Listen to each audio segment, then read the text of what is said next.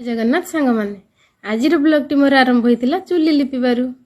पूर्वर मु जो चुलीटी बनई तो से चुलीटी टिके फाटी जाइथिला तो मु ताको एठी टिके लिपिदेली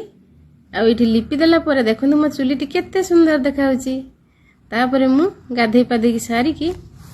टे सजबाज हो जाइली आ सजबाज सारा मु मोर पड़े जाइली ठाकुर घर को ठाकुर पूजा करने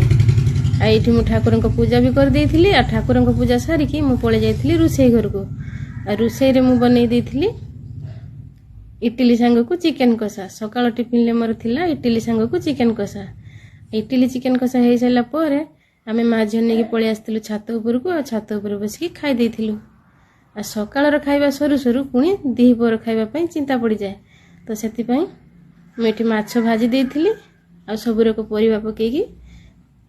गोटे भजा भाजी देइथिली कहीं आमको आज पखाळ खाइबार थिला तापरे मु पखाळ भजा भजी आइटम को लेकिन पलि आसती छात उपर को खरार बसिकी खाइबा जब शीत दिन है तो आम सब एमती खरार बसिकी खाऊचु तापर मुझे आसन पकई देकी आम माँ झी बसिकी खाई देइथिलु